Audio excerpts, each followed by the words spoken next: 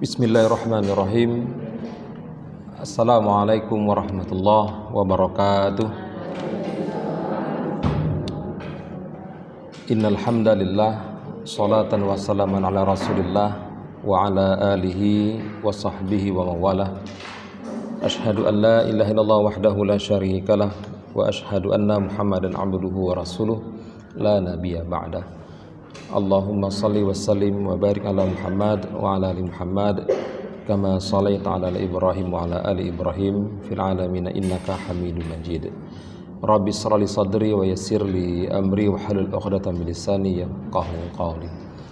A'udzu billahi minasyaitonir rajim. Bismillahirrahmanirrahim.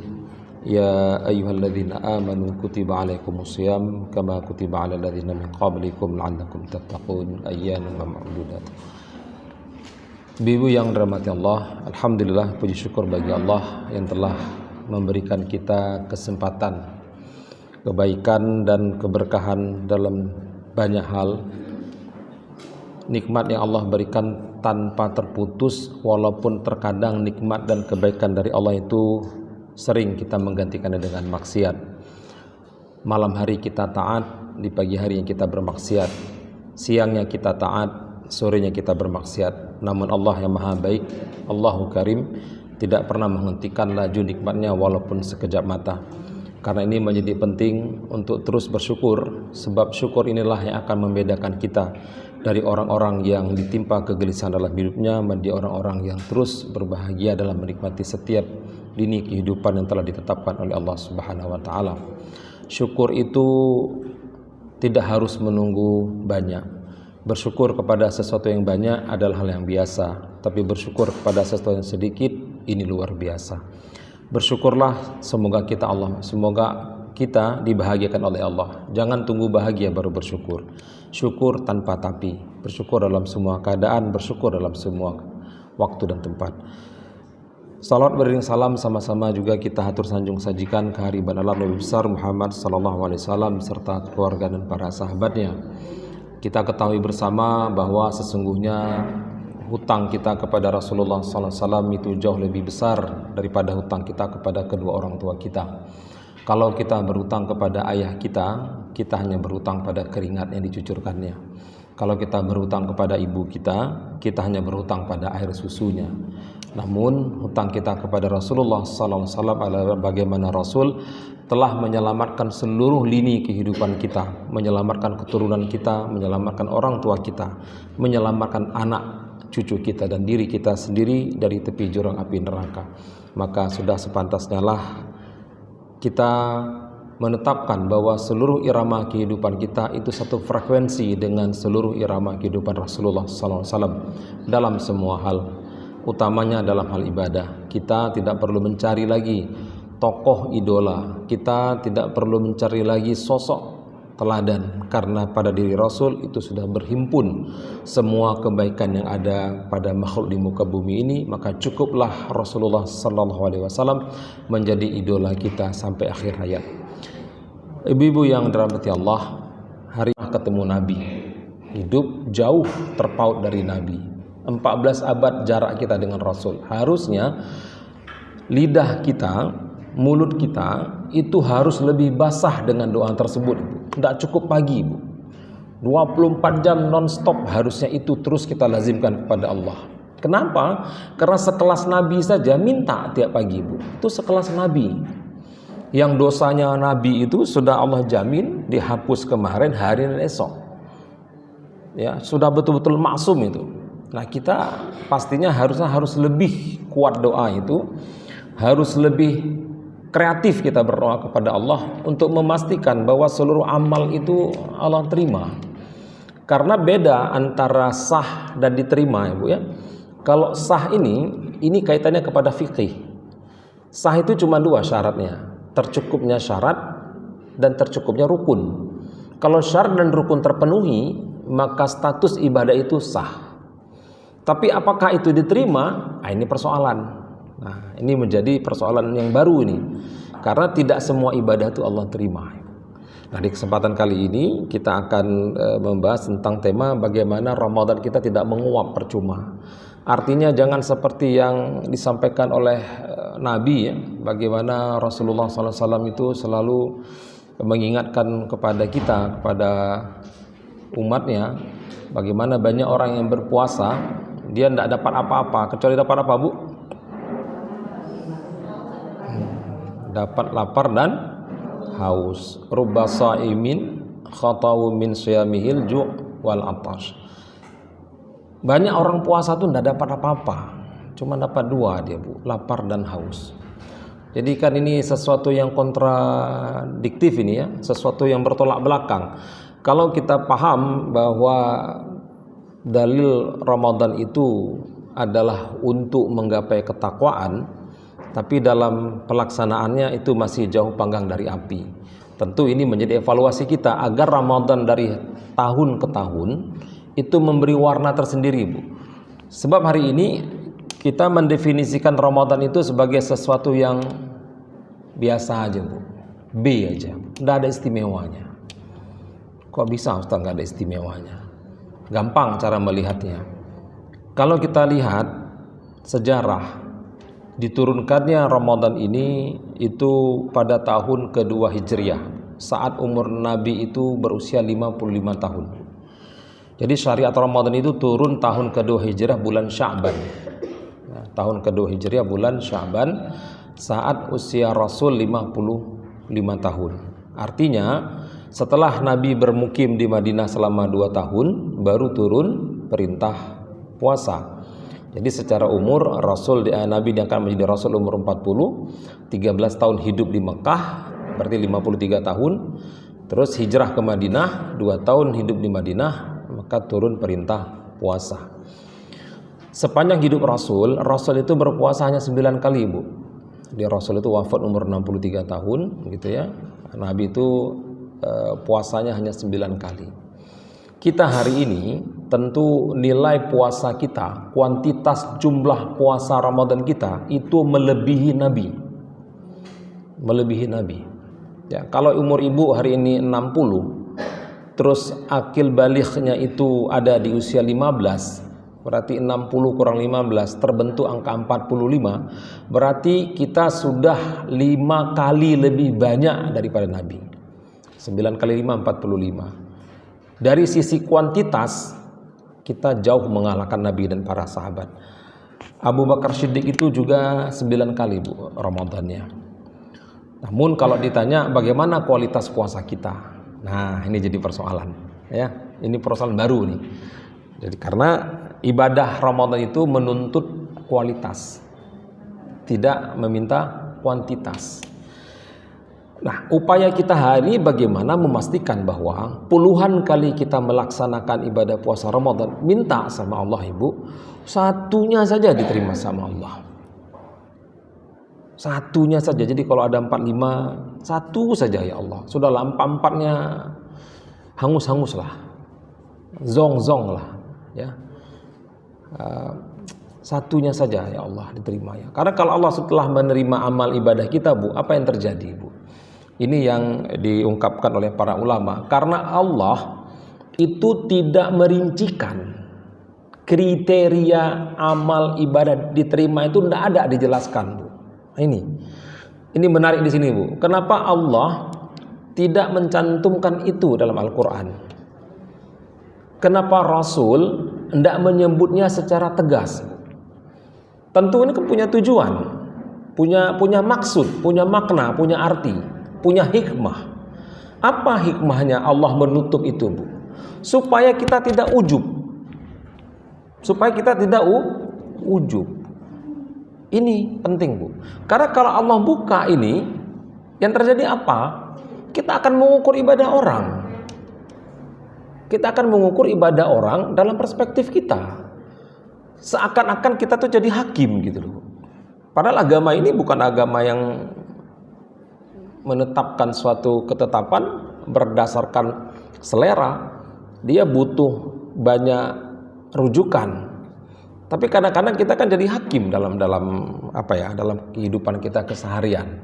Nggak asik gitu loh, ya.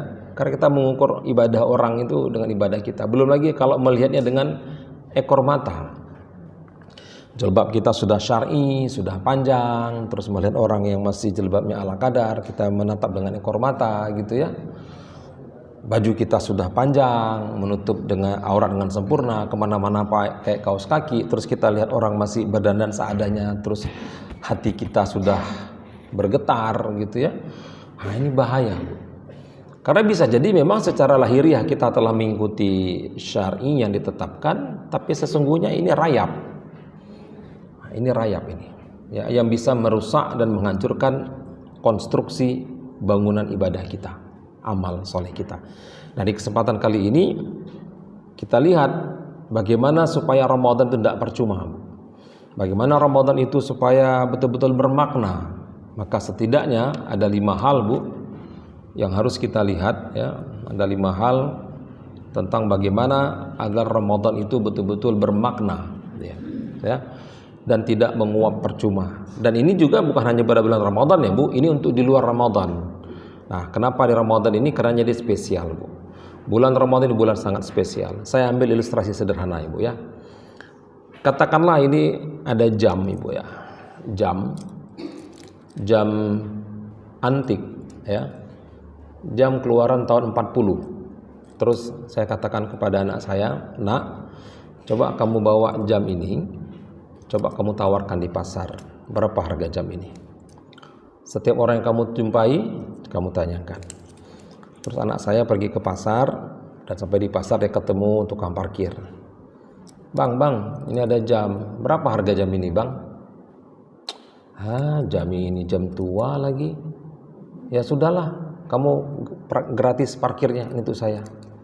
Akhirnya anak saya ngambil jam, pergi lagi. Ketemu tukang loak.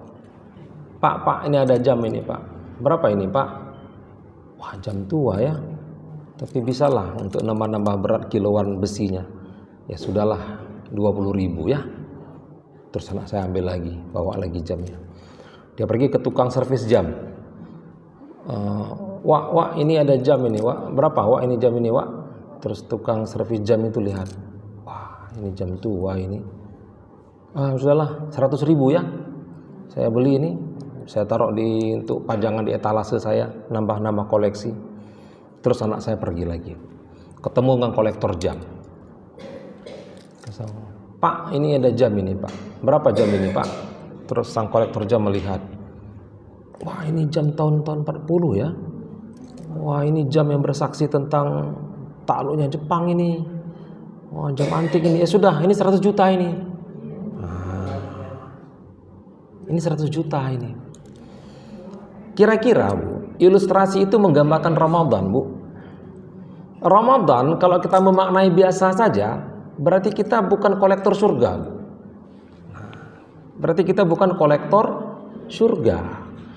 Orang yang menetapkan Ramadan sebagai kolektor surga, dia akan memberi harga kepada Ramadan itu unlimited, tak terbatas. Tiada tarikan nafas kecuali itu bernilai ibadah. Tidak ada ucapan yang keluar kecuali itu bernilai ibadah. Itu orang yang memahami kolektor surga di bulan Ramadan. Karena penting bagi kita hari ini untuk melihat bagaimana Ramadan itu tidak memberi warna dalam kehidupan kita. Jujur saya katakan, kita tidak memberi warna. Kita harus harus berbesar hati, harus mampu bermuhasabah bahwa banyak dalam karakter ibadah kita hari ini itu hanya rutinitas ritual. B saja, dari ke hari itu. Tidak ada perubahan. Nanti sebentar lagi duha, habis duha ketemu zuhur, habis zuhur siapin untuk berbuka, asar menunggu berbuka, sebelum berbuka bagi takjil, berbuka, terus maghrib, terus tarawih, isya, tarawih, subuh, terus begitu.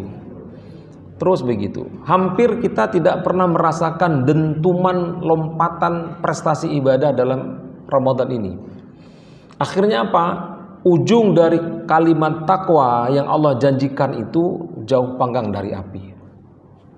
Tetap saja kita menjadi pribadi yang bergumuruh kalau mendapatkan serangan. Tetap saja kita menjadi baper kalau ada sesuatu yang tidak sesuai dengan hati kita. Tetap saja kita menjadi orang yang gampang menuduh. atau mengambil keputusan terhadap suatu persoalan yang kita hadapi. Maka kita lihat Bu, minimal setidaknya para ulama memberi batasan ada 5 amal, ada 5 perbuatan yang akan membuat seluruh amal kita di bulan Ramadan itu menguap percuma. Dan ini bukan hanya bulan Ramadan ya Bu ya, ini sampai juga di luar bulan Ramadan harus dijaga. Oh ini karena Ramadan ini ya sudah kita jaga, di luar Ramadan kebablasan ya sama aja ya. Jadi semoga apa yang kita sampaikan dan kita diskusikan di hari yang berbahagia ini Allah beri kita kekuatan untuk bisa mengamalkannya Bu. Apa itu ya 5 hal? Yang pertama adalah syirik Bu. Pertama adalah kesyirikan. Syirik ini sebuah perbuatan yang bisa menghanguskan seluruh amal kita Bu. Kalau sudah tersengat dengan syirik Bu, maka sungguh ya sehebat apapun bangunan amal itu Bu, ya hangus terbakar, hangus sehangus-hangusnya. Kok bisa Ustaz? Satu-satunya dosa yang tidak bisa Allah ampuni itulah syirik. Itu tidak bisa Allah ampuni. Kenapa tidak bisa? Karena kita mencari tandingan. Kita menjadi tandingan terhadap Allah. Saya tidak akan menjelaskan syirik itu secara detail karena terbatasnya waktu, cuman saya beri dalam bentuk secara umum. Kalau ibu masih beranggapan, ya, entah ibu entah keluarga ibu masih mempunyai pemikiran, kalau naik motor atau naik mobil nabrak kucing, kucingnya mati, terus kasih garam, hati-hati Bu. Syirik itu Bu, buka baju, kucingnya dibungkus dengan baju kita gitu ya. Terus tetangga kita kirim garam, ya Allah, tobat Bu ya, tobat. Kalau Bu pernah seperti itu tobat. Syirik itu Bu. Kalau ibu kehilangan barang, kehilangan sesuatu, kehilangan benda, terus mendatangi orang pintar, syirik itu Bu. Syirik Bu. Hilang motor, hilang mobil, pergi ke dukun. Wah motor ibu ada di puncak Gunung Selawah. Keren, dia di hutan bayi tapi bisa nebak di Selawah gitu ya. misal. Hati-hati. Itu syirik dalam perbuatan. Sekarang syirik dalam perkataan Bu. Syirik dalam perkataan. Hati-hati Bu ya. Karena syirik ini bisa menggugurkan amal ya. Kita begitu jamak dan ma'ruf mengambil kalimat kebetulan. Kebetulan kamu datang.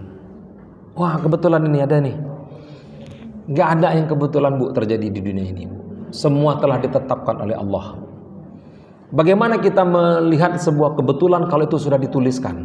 Di mana letak kebetulan? Gak ada Bu. Lah pinadrone.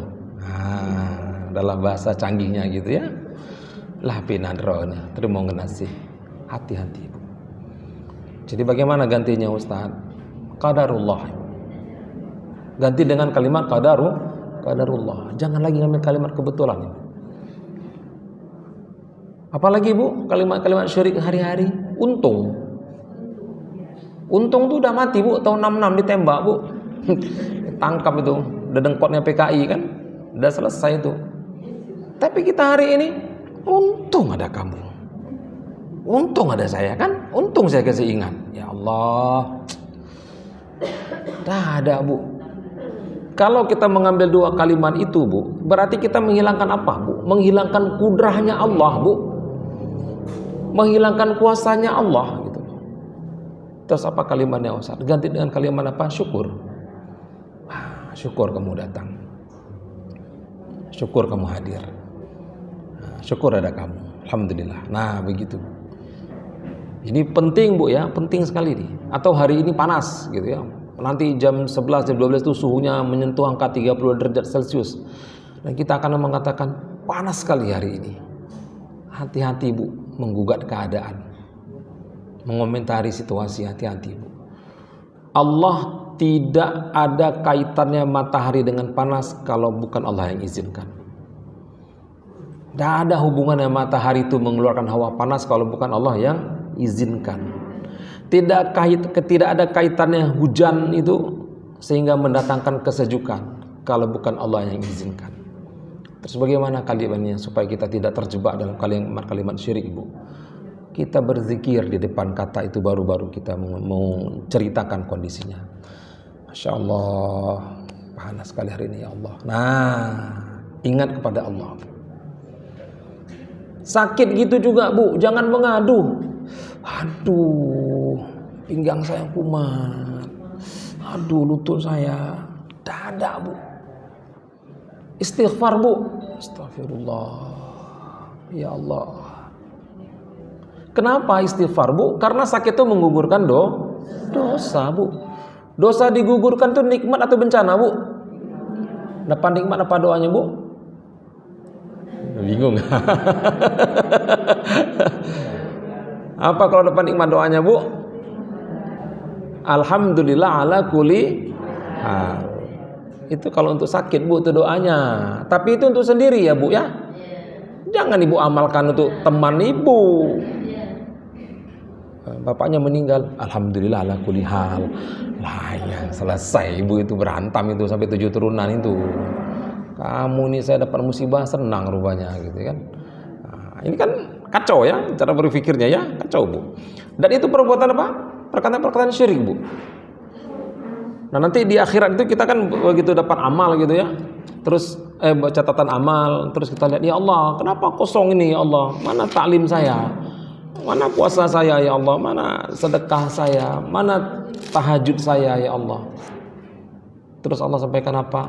Nah ini dosamu, syirik ya. Kenapa syirik Bu? Karena itulah yang menghanguskan seluruh amal kita. Innamal a'malu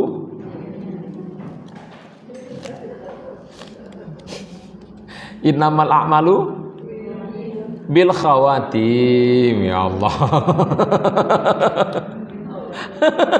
Ini kelas innamal a'malu binniyat. Innamal a'malu bil khawatim Bu. Pada hadis yang lain, sesungguhnya amal itu dicatatkan bagaimana di akhir Bu. Jadi penutup amal itu dilihat bagaimana akhir kita menutup kehidupan kita. Itu yang dihitung oleh Allah. Nah saat kita seperti itu, saat itu Allah mengambil nyawa kita Bu. Ya sudah selesai gitu ya. Nah syirik itu yang pertama ya. Karena syirik dibagi. Kalau kita bahas sampai sahur nanti tidak kelar-kelar Bu ya. Waktunya cuma tinggal 25 menit lagi. Baik, yang kedua adalah sifat munafik Bu. Munafik ini juga berpotensi membuat seluruh amal kita itu menjadi menguap percuma, sia-sia. Munafik itu kalau dalam bahasa kita apa Bu? Munafik itu kan kayak bahasanya warga negara plus 62 ya. Ah munafik lo, ngomong aja nggak mau, tapi hatinya pengen, gitu kan? Ah cerita, gaya lo. Ah, munafik lo, jilbab lo gede, tapi hatimu busuk. Bukan Bu, itu bukan munafik itu. Ya, munafik itu Bu, ya kalau dari sisi bahasa, ya kalau dari sisi bahasa itu nafak Bu. Nafak itu antara yang masuk dengan yang keluar beda. Nafakah, ya. Masuknya biru, keluarnya merah. Nah, itu dari sisi bahasa Bu. Kalau dari sisi istilah, munafik itu adalah, siapa yang belum tahu?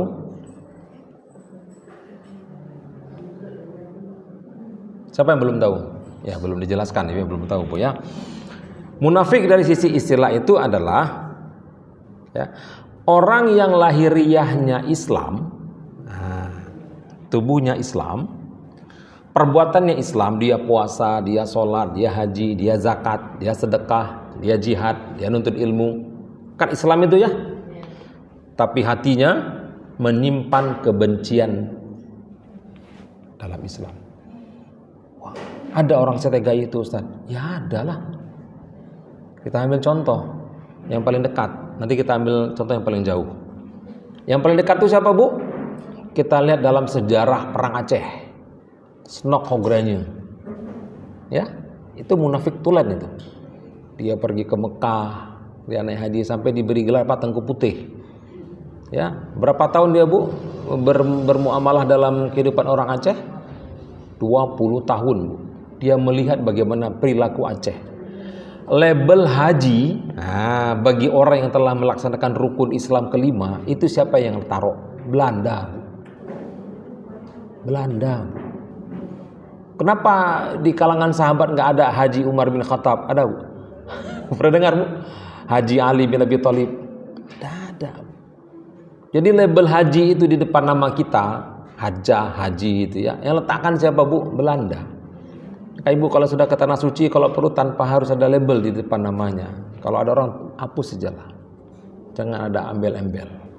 Untuk menjaga apa? Menjaga hati itu tidak ujub. Nah, apa tujuan memberi label haji kepada orang Aceh oleh Belanda, Bu? Untuk memisahkan mana kaum bangsawan dan mana orang awam. Nah, karena nanti Belanda akan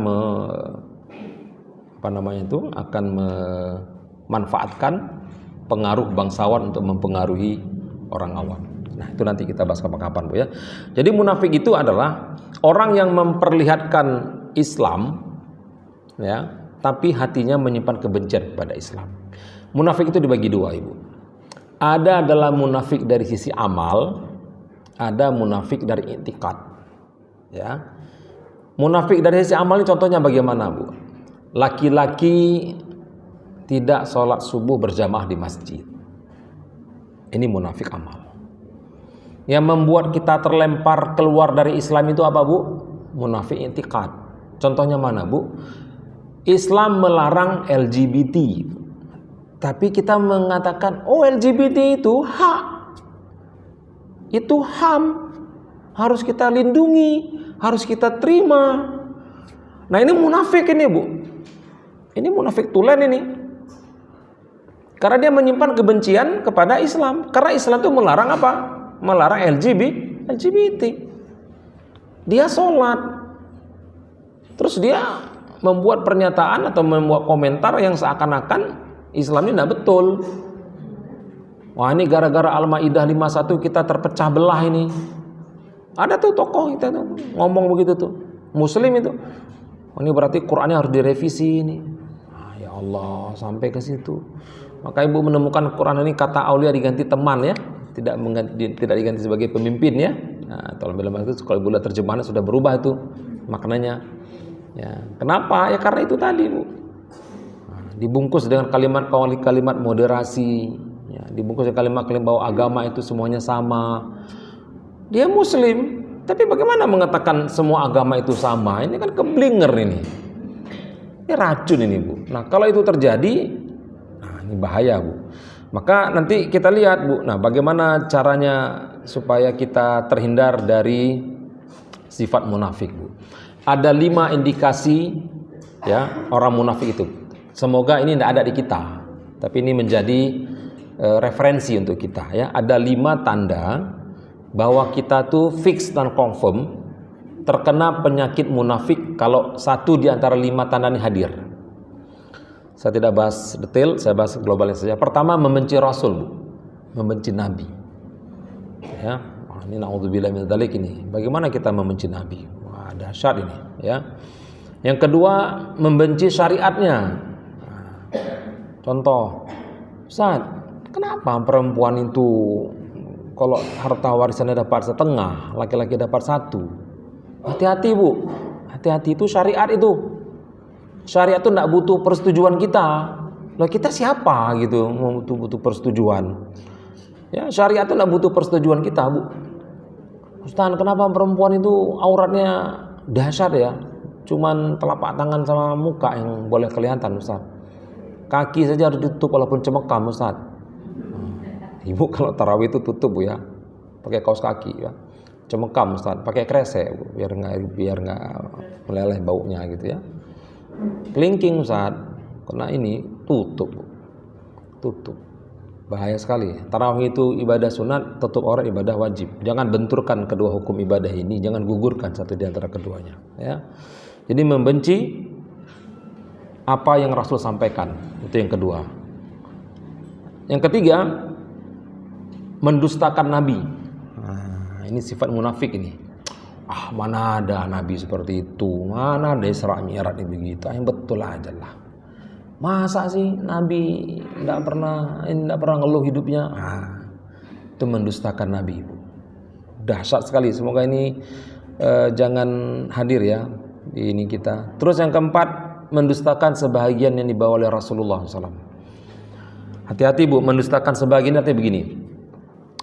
Kalaulah tutup aurat itu sesuatu yang diwajibkan oleh Allah dan Rasulnya, gitu ya. Kenapa ada orang yang baru masuk Islam auratnya kok masih masih ditolerir, masih ya belum seketat saya. Jadi seakan-akan orang yang baru masuk Islam itu dia harus seperti kita imannya. Nah, terus kita akan bilang begini, kok kayak gitu ya, kok diskriminasi gitu ya. Nah, kita kok terjadi perbedaan. Nah, berarti kita mendustakan sebahagian yang dibawa oleh Nabi. Padahal konsep dalam beribadah, konsep dalam melaksanakan perintah itu cuma satu Bu. Sami'na wa ata'na.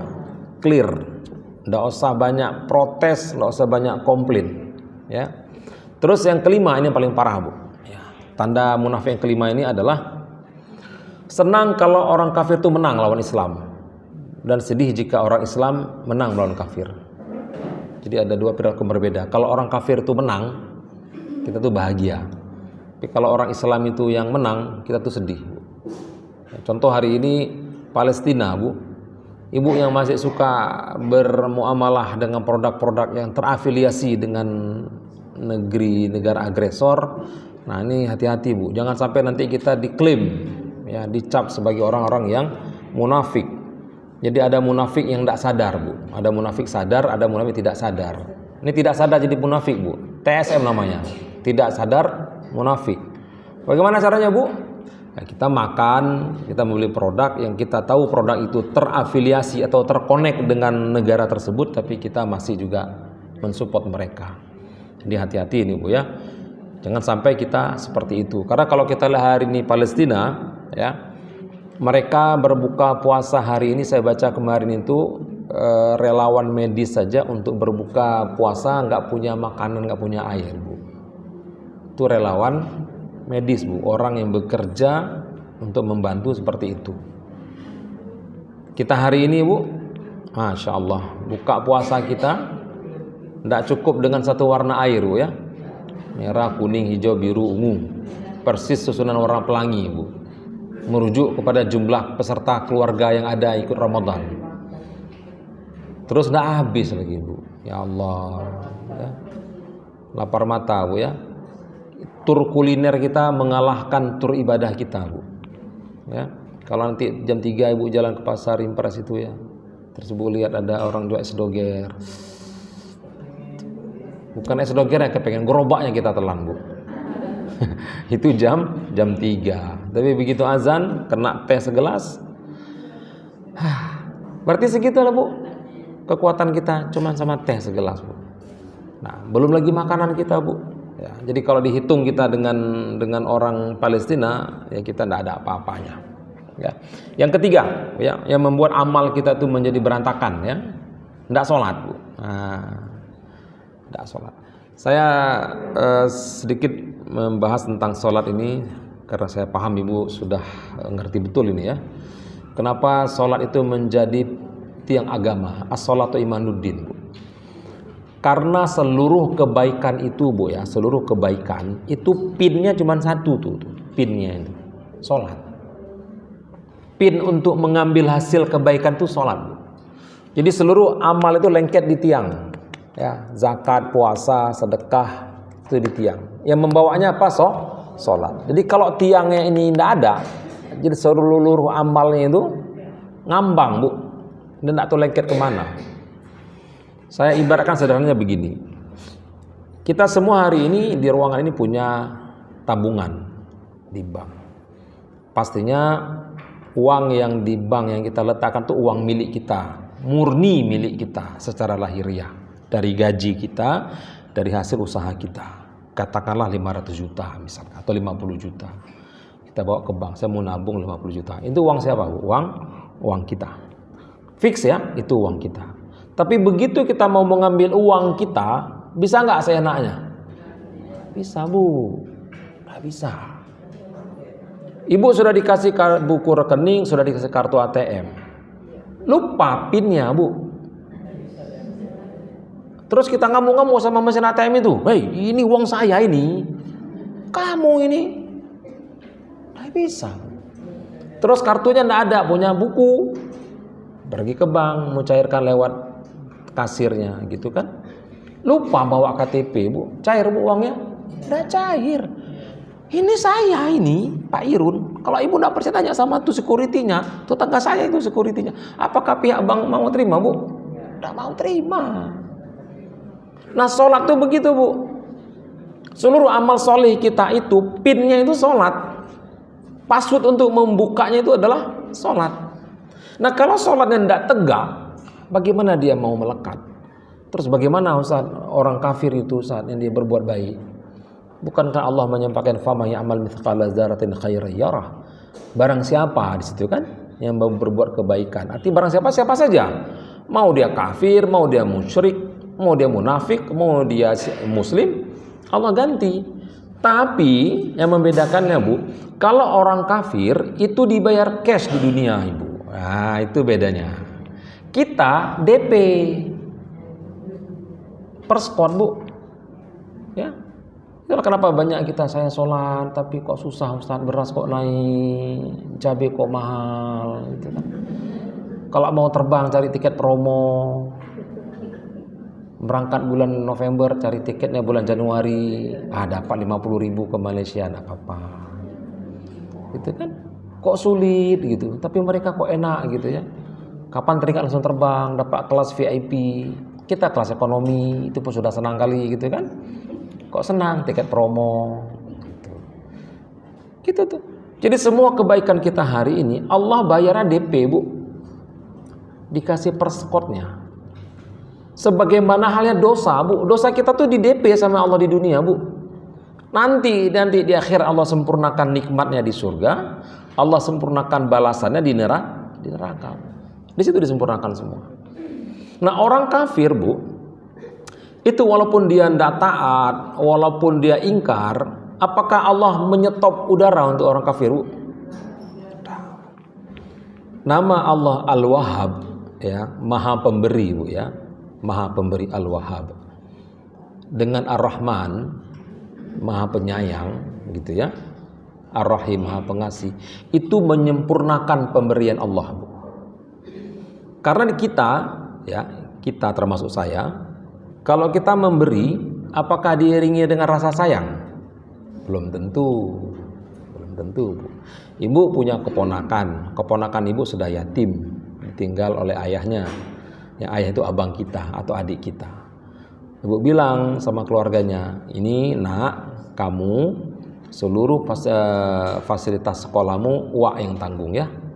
Iya Wak. Apakah kita memberi dengan kasih sayang? Tidak. Kita hanya sekedar memberi. Kita sekedar memberi. Buktinya apa? Kalau dia minta berulang kali, jengkel nggak kita? Ini nak ya, jatah uang jajanmu sebulan itu 300.000 nak. Sehari 10.000 ya. Hemat-hemat ya nak ya. Terus hari ke-25 dia minta sama kita. Kira-kira gimana bu? A. Pala, B. Senang, C. Tertawa, D. Geram. Jujur ya bu ya, kita akan kesel ya. Nah itu contoh makhluk bu. Kita memberi tapi tidak dengan kasih sayang.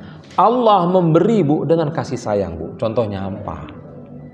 Ibu tidak perlu mendetail minta udara sama Allah. Ya Allah, kecukupan udara saya untuk besok pagi ya Allah 50.000 liter ya Allah, maka cukupkanlah udara untuk saya ya Allah. Ya Allah, kecukupan butir beras saya untuk besok adalah 70.000 butir ya Allah, cukupkanlah 70.000 butir ya Allah. Ya Allah, liter air minum saya itu sampai 2 liter ya Allah besok. Ya Allah, ginjal saya butuh penyaringan sampai 5 liter air ya Allah. Kalau itu doa kita bu, tidak tidur kita semalaman, karena kita harus mengelis buat daftar. Tapi cukup kita minta apa? Ya Allah, beri saya kesehatan. Betul? Beri saya kekuatan. Maka Allah memberi kekuatan pada ibu, itu bukan cuma diberi, tapi diberi kasih sayang bu. Disayangi. Dihadirkan suhu udara yang adem. Dikasih fasilitas kendaraan. Ya, kalau minum itu betul-betul nikmat, dirasakan minum bu. Itu arti Allah memberi dengan kasih sayang. Nah orang yang meninggalkan sholat gitu ya, seperti orang muslim ya, dia berpuasa tapi tidak sholat Bu ya. Itu bagaimana caranya Allah membalas? Allah sempurnakan Bu kebaikannya di dunia. Contoh orang, ada nggak kita dapati orang kafir itu yang dermawan Bu? Ada Bu, banyak Bu. Apa yang Allah ganti Bu? Allah lipat gandakan hartanya. Kalau dia mati Bu, Allah mudahkan kematiannya. Supaya apa? Supaya Allah tidak dituntut nanti di akhirat. Saya sudah berbuat baik, ya Allah, tapi apa balasannya? Loh, kan sudah di dunia aku beri kebaikanmu. Bisnismu lancar, matimu gampang. Di akhirat ya nggak dapat apa-apa. Ini kebaikanmu, ini sumbangan kamu, ini hibah kamu, ini amal kamu. Bagaimana saya mengambil ini ya Allah? Tidak ada password. Passwordnya iman. Ya, passwordnya iman. Maka kalau bicara baik Bu, kan sering tuh di flyer media sosial kita, tetaplah menjadi baik, semoga dipertemukan sama orang-orang baik, walaupun tidak pernah buat baik, tapi jangan berhenti itu tidak berbuat baik, gitu ya. Kalimatnya indah atau sampah? Sampah Bu. Kalimat indah tapi sampah, karena sampah dia bau. Karena sampah organik itu Bu, gampang busuk. Kalau anorganik nggak busuk dia.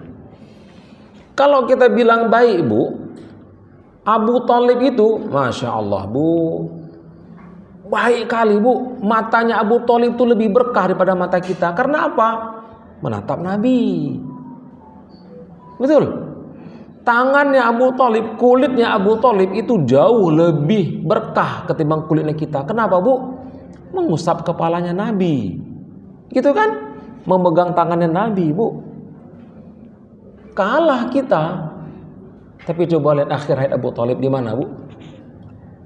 Di mana Abu Thalib Bu? Neraka Bu. Kenapa Abu Thalib dalam neraka Bu? Karena tidak menggenggam kebenaran. Nah itu Bu. Tidak mendapati kebenaran. Dia cuma berbuat baik tapi tidak dalam kebenaran. Nah, jadi kita pun jangan kepedean ya. Nah, apalagi 1 Syawal nanti Bu. Tuh pede kali kita. Nah, kita telah tiba pada hari kemenangan. Emang kita perang sama siapa? Sebulan ini kita bukan perang Bu. Siapa bilang kita berperang tuh Bang? Kita bukan perang Bu. Nggak ada musuh kita. Kita hari ini berjuang memastikan, bukan berperang Bu ya, berjuang memastikan amal kita tuh diterima oleh Allah. Tapi jangan kepedean 1 Syawal. Itu banyak tuh di spanduk-spanduk telah tiba hari kemenangan. Belum lagi nanti ucapan kita minal aidin wal faidin. Ya Allah. Islam ini dengan ilmu Bu, bukan dengan kebiasaan. Jadi kalau 1 Syawal itu apa ucapannya Bu? Taqabbalallahu minna wa minkum. Kita berdoa Bu, semoga Allah terima Bu puasa kita selama 1 bulan. Ya. Ya Bu, baik, tafadhol. Itu yang ketiga. Yang keempat, menggugat takdir. Nah, hati-hati Bu, menggugat takdir. Ini ya juga yang akan bisa membuat amal kita itu menguap percuma Bu. Sia-sia amal kita. Bagaimana contoh menggugat takdir Bu? Contoh, ya semoga nggak ada di sini Bu ya. Takdir itu kan 2 Bu ya. Ada takdir yang bisa dirubah, ada takdir yang tidak bisa dirubah. Apa contoh takdir yang tidak bisa dirubah Ibu? Ibu jadi perempuan, saya jadi laki-laki, itu tidak bisa rubah. Terlahir jadi orang Aceh, ya, hidup di Lok Semawe, ya, terus punya orang tua A, punya bapak B, punya mama C, punya anak D. Itu takdir yang tidak bisa dirubah. Berkebangsaan Indonesia, itu tidak bisa dirubah. DNA kita DNA orang Indonesia, orang Aceh Tulen, itu tidak bisa dirubah. Ada takdir yang bisa dirubah. Nah, ya, apa contoh takdir yang bisa dirubah? Dengan doa Bu. Ketetapan yang bisa dirubah dengan doa. Maka doa itu kan 3 kelasnya Bu. Ada yang langsung dikabulkan.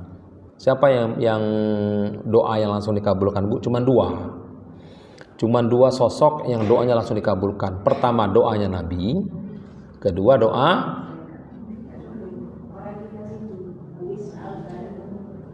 orang tua.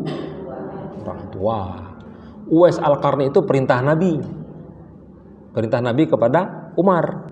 Nah, minta doa. Beda, itu Nabi yang perintahkan, beda. Jadi secara umum doa Nabi dan doa kedua orang tua.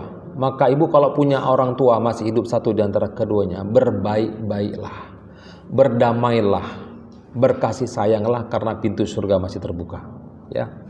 Nah, menggugat takdir ini sesuatu yang memang dibenci oleh Allah, ibu, sangat dibenci oleh Allah.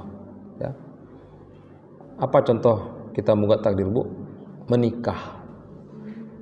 Begitu nikah, dapat suami atau dapat istri, terus begitu ada pertikaian atau perselisihan, kita ngomong gini,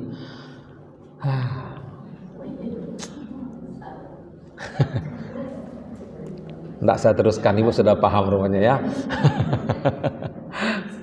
Bergumam di hati. Di hati tuh bu, padahal nggak ngomong, di hati bergumam cuman, berdetak. Ya, enggak aku sangka. Nah, selesai bu, selesai. Berarti kita tidak ridha atas ketetapan yang Allah berikan kepada kita, bu, ya. Dan yang terakhir, seorang istri yang durhaka kepada suaminya. Nah, ini juga bisa membuat amal kita itu menjadi menguap, hilang, percuma, ibu. Durhakanya seorang istri kepada suami. Ketaatan kepada suami itu mutlak, ibu, sampai nanti ia memerintahkan kita untuk bermaksiat, baru berhenti kita. Kalau ibu bertanya, Ustadz, ini maaf ya, saya mendahului pertanyaan ibu. Ya, sebelum ibu bertanya saya jawab terus, supaya jangan tanya lagi. Cari pertanyaan lain maksud saya gitu ya. Ustadz, sampai di mana batas ketaatan seorang istri kepada suaminya? Kalau ibu menyimpan pertanyaan ini, berarti ibu punya masalah. Dah ya? Nah, masalah semua jadinya ini, jadi kok mukanya dia. Kok jadi masalah semua? Maaf ya bu, bukan saya bermaksud menjadi dukun ya bu ya. Bukan, saya bukan ahli nujum bu. Nah, waktu pun udah habis ini bu, 7 detik lagi udah habis. Nah, jadi kalau ibu bertanya seperti itu, sampai batas mana ketaatan seorang istri kepada suaminya, itu menunjukkan ibu punya problem dengan suami. Punya problem. Terus kalau punya problem gimana Ustaz? Cuma 2 pilihannya.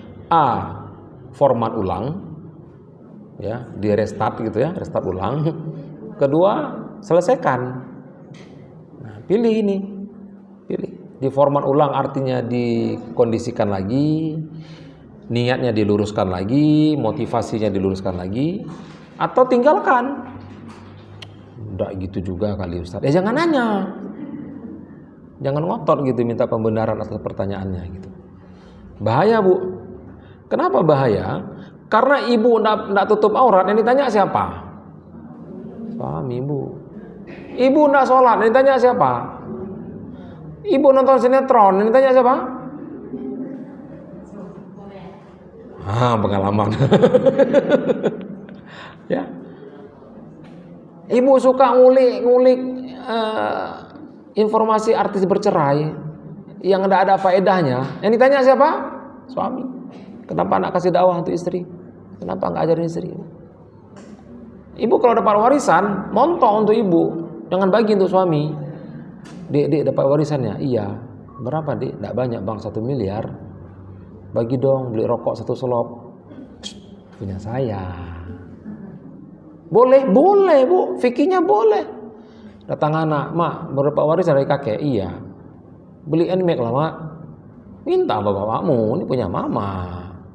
Tapi kalau suami dapat warisan, punya siapa?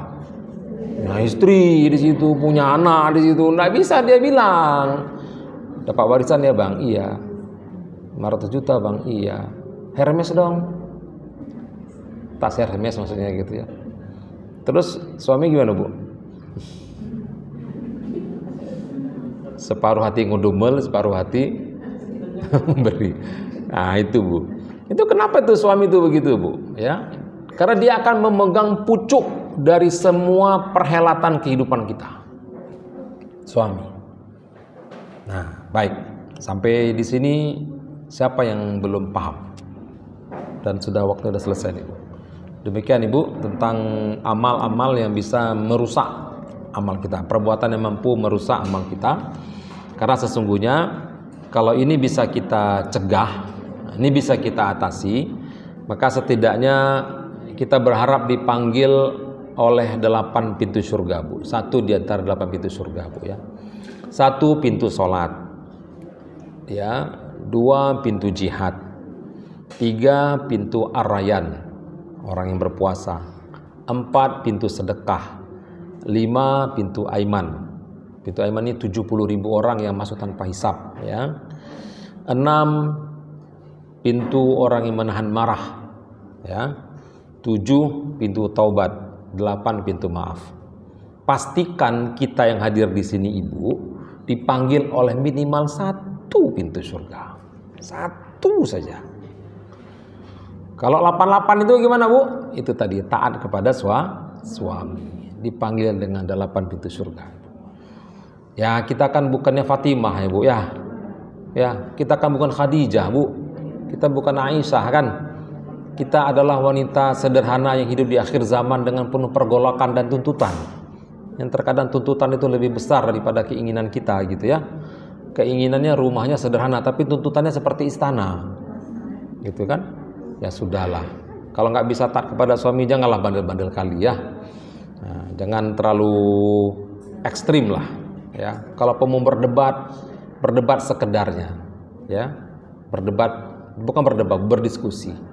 Sepanjang apa, Bu? Sepanjang perintahnya tidak bermaksiat kepada Allah. Baik Ibu, demikian materi kita yang sangat sederhana, dan ini semua materi yang saya sampaikan masih mentah ya. Artinya masih prolog nih, Bu, masih mukadimah ini. Kita belum mempertajam perbagian-bagiannya karena terbatasnya waktu ya. 40 sampai 50 menit ini sudah 58 menit, sudah 1 jam. Baik Ibu, saya kembalikan ke Ibu yang ingin bertanya, silakan sebelum nanti saya bertanya.